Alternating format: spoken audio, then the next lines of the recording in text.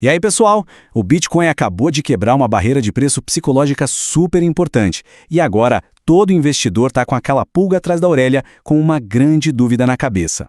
Pois é, a pergunta que não quer calar é essa. Depois de perder um marco tão grande como os 100 mil dólares, a incerteza tomou conta. Será que a queda continua? Vamos dar uma olhada no que os especialistas estão falando sobre isso. Olha, é esse o número que está na mente de todo mundo, 100 mil dólares. Esse era um suporte crucial, sabe? E ele foi quebrado. Isso empurrou o sentimento do mercado lá para baixo, para o que os índices chamam de medo extremo. É bem mais que um número, é uma barreira psicológica que, quando cai, abala a confiança de verdade. Mas olha, essa queda não aconteceu do nada, num vácuo. Para a gente entender o que está rolando com o Bitcoin, a gente precisa olhar o cenário todo, o quadro completo. Tem uma verdadeira tempestade macroeconômica se formando, e ela está batendo em cheio nos criptoativos. E aqui a gente vê bem os três principais fatores de pressão. De um lado, tem o tal do shutdown do governo americano, que basicamente cria um apagão de informações. O mercado fica sem dados importantíssimos sobre inflação, emprego, e isso gera muita incerteza. Do outro lado, o Banco Central Americano, Fed, está sinalizando que a festa dos juros baixos pode estar acabando. Quer dizer, é um prato cheio de notícias ruins para mercados de risco. Bom, vamos mergulhar agora na primeira análise técnica. A Ana de Matos, lá da Ripple, traz uma perspectiva bem interessante sobre o que o preço está fazendo agora, focando no que os gráficos estão mostrando para a gente nesse exato momento. E essa citação dela é perfeita para a gente entender um ponto-chave. Pensa só, enquanto o preço caía, teve muita gente comprando, um volume financeiro grande entrando. Basicamente, os investidores viram ali uma oportunidade de comprar com desconto, e isso acabou criando uma espécie de freio, um piso temporário.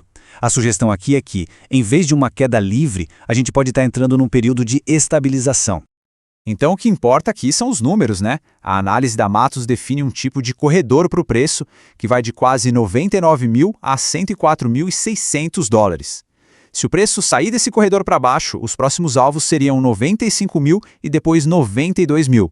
Agora, se a força compradora ganhar essa briga, as barreiras a serem vencidas ficam lá em 106.700 e 112.500 dólares. Ok, vamos agora para a segunda análise, que traz uma visão um pouco diferente. A gente vai ouvir o Tayaman Deman, da Coinext, que tem um olhar um pouco mais cauteloso, sabe? Pensando mais a longo prazo sobre o que pode vir por aí. E o Deman, ele se baseia num dado bem importante para essa cautela toda: o sentimento do mercado. Aquele índice de medo e ganância, que é tipo um termômetro psicológico, voltou para os mesmos níveis que a gente viu em abril, quando o Bitcoin teve aquela outra queda forte para menos de 75 mil dólares.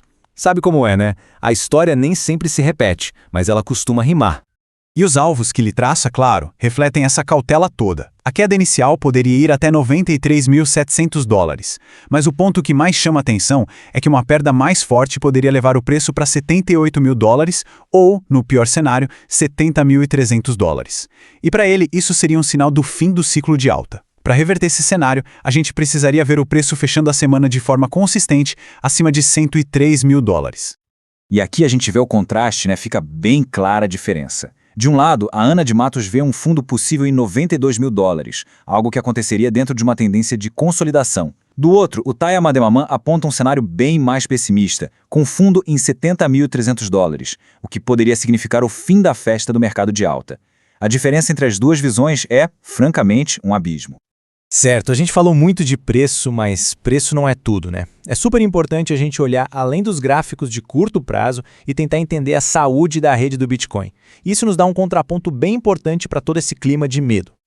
E quando a gente fala da saúde da rede, a gente está falando dos fatores on-chain. O que é isso? Basicamente, são dados que a gente tira direto da blockchain. Dá para pensar neles como os sinais vitais do Bitcoin. Eles nos dizem se a rede está forte, se está ativa, independentemente do sobe e desce do preço no dia a dia.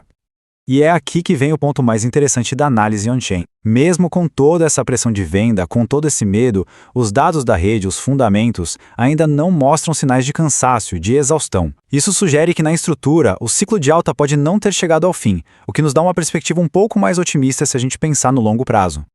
Beleza, com tudo isso na mesa, a pergunta é: o que a gente fica de olho agora? Para fechar, vamos passar por uma lista bem prática de indicadores que podem ditar os próximos passos do mercado. Então, são 4 pontos principais para a gente monitorar. Primeiro, o fim do shutdown americano vai liberar uma enxurrada de dados econômicos que estavam presos. E isso vai mexer com tudo. Segundo, qualquer fala, qualquer sinal do Fed sobre os juros vai ser crucial. Terceiro, a geopolítica, que sempre adiciona uma camada de imprevisibilidade. E por último, ficar de olho no desempenho das gigantes de tecnologia, porque elas têm uma correlação bem forte com o mercado cripto.